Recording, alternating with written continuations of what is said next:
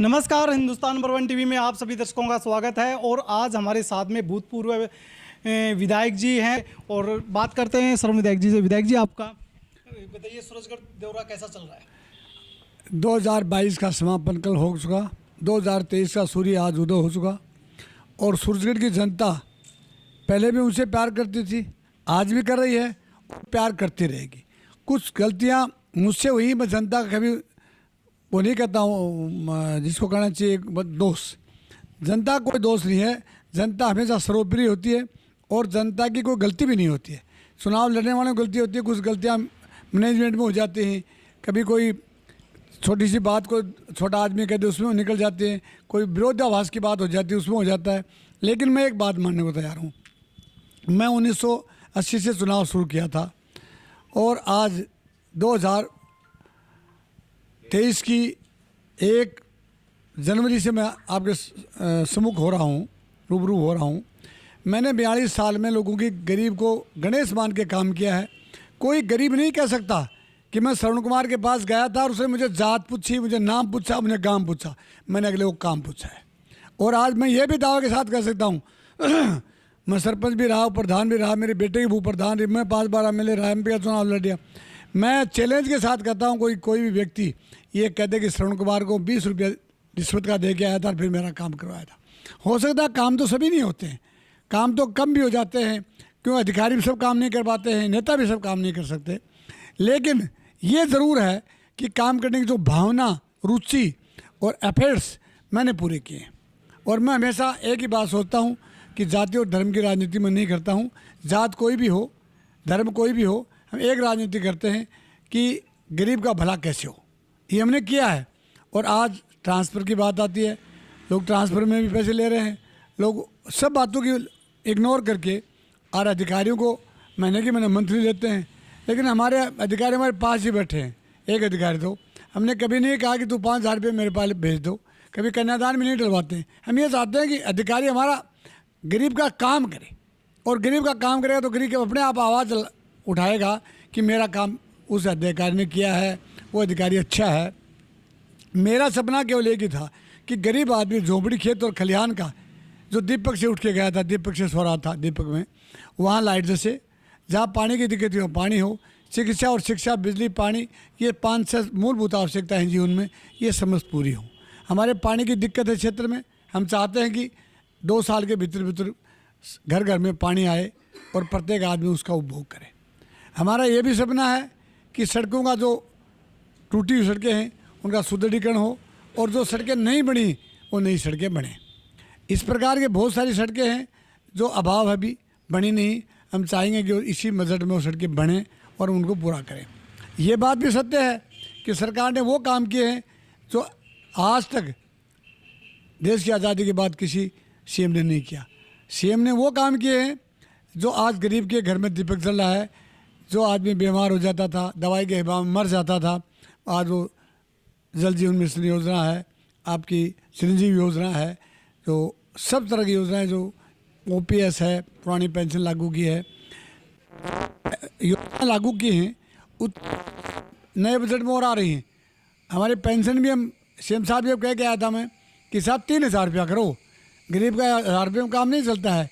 बेटे बाप के बूढ़े बाप को कम खर्चा देते हैं। तो CM साहब ने मेरी बात सुनी, उसने ये कहा इस पर विचार करेंगे।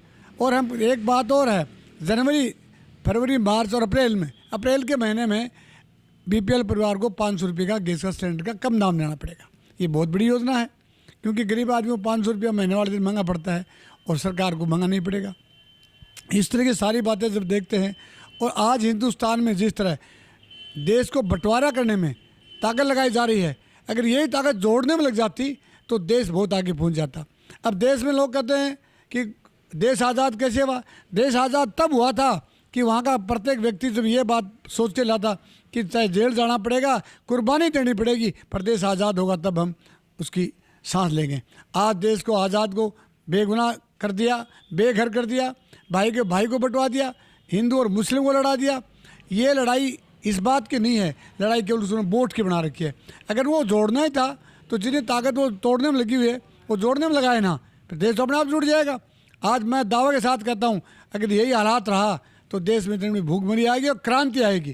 क्रांति भूख में आती है। भूख, इतनी भूख आ जाएगी, सारी नौकरियां खा गए, सारी प्राइवेटाइजेशन कर दिया। सरकार चाहती क्या है? भारत सरकार को एक पूछने वाला कोई हो कि रेल जैसा देश का एक नया उपक्रम था, अलग से उसका बजट पास होता था, उसको प्राइवेटाइजेशन कर दिया। प्लेन को भी कर दिया। 114 डिपार्टमेंट प्राइवेट करके पूरे देश को खोखला बना दिया। बड़ा देश है, 140-45 करोड़ का देश है, ये खाली होने में टाइम लगता है, लेकिन खाली करके छोड़ दिया। 25% देश आज बेरोजगारी में तड़प रहा, 50%। और जो फैक्ट्री में 5,000 आदमी काम करते थे, उन फैक्ट्री में केवल आज 500 आदमी काम करते। ये और इससे ये सिद्ध होता है कि कुर्बानियाँ देंगे लोग। क्यों देंगे? ये जो लोगों को भाईचारे को बंटवारा कर रहे हैं, हिंदू और मुस्लिम का दंगा करा रहे हैं, ये देश की एक बहुत बड़ी विडंबना है। इस विडंबना को ख़त्म करना पड़ेगा। और कहते हैं मोदी जी ईडी भेज देगा। मैं कह रहा हूँ मोदी जी ईडी भेजे तो हमारे पास भेजे। ईडी चोरों के पास नहीं भेजे, जो खुद ही पैसे खाते हैं और जो अच्छे लोग हैं उनके घर ईडी भेजते हैं। ईडी से कोई झगड़ा नहीं होगा, न उससे हमारा प्यार होगा, पर हम एक बार बता देंगे कि सच्चाई कहाँ है और कहाँ खड़ी है। वो बीजेपी के लोगों के पास भी ईडी भेजे और कांग्रेस के लोगों के पास भेजे कि कौन सा ज़्यादा चोर मिलेगा, तब बड़ा फैसला हो जाएगा। लेकिन आज वो केवल जो बीजेपी की थोड़ी सी आवाज़ उठाता है उसी घर में ईडी भेज देता है। बीजेपी वालों को पास भेजो ना। अब वो देश में समय आ गया है कि बीजेपी के लोग स्वयं खड़े होकर के खिलाफ बोलने लग गए हैं। और एक दिन समय आएगा कि मोदी जी के खुद गुर्गे, मोदी जी जो जिनको पाल रहा है, जिनके लिए वो लड़ रहा है, वो मोदी जी को ही मारेंगे।